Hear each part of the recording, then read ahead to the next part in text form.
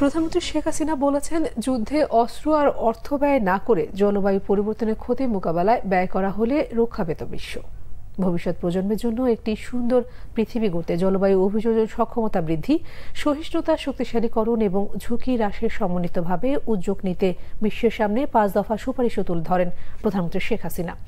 বার্ষিক $100 বিলিয়ন প্রতিশ্রুতি অর্থ উন্নত দেশগুলোকে জলবায়ু তহবিলে জমা দেওয়ার আহ্বান পুনর্ব্যক্ত করে শেখ হাসিনা বলেন, সমুদ্রপৃষ্ঠের উচ্চতা ও লবণাক্ততা বৃদ্ধি, নদী ভাঙন, বন্যা ও খরার কারণে বাস্তুচ্যুত মানুষের পুনর্বাসনের দায়িত্ব সকল দেশকে ভাগ করে নিতে হবে। নবায়নযোগ্য জ্বালানি সহ অর্থনৈতিক ক্ষেত্রগুলোতে প্রযুক্তি শেয়ারের দাবিও জানান প্রধানমন্ত্রী। টেকসই ভবিষ্যৎ নিশ্চিতে অংশীদারিত্বের ভিত্তিতে বিশ্বব্যাপী সকল অংশীদারদের সঙ্গে কাজ করার আহ্বান জানান তিনি। রাজধানীর বঙ্গবন্ধু আন্তর্জাতিক সম্মেলন কেন্দ্রে national adaptation plan NAP expo 2024-এর উদ্বোধনী অনুষ্ঠানে প্রধানমন্ত্রী এসব কথা বলেন।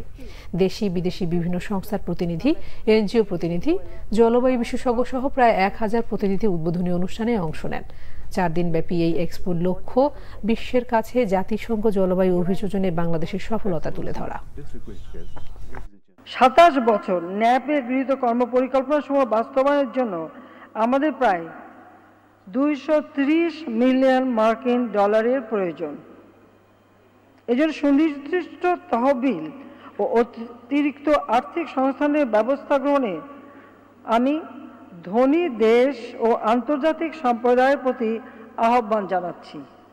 এই যুদ্ধে অস্ত্র এবং অর্থ ব্যয় না করে সে টাকাগুলি এই জলবায়ু পরিবর্তনে যদি ব্যয় করা হতো তো বিশ্বটা রক্ষা পেত।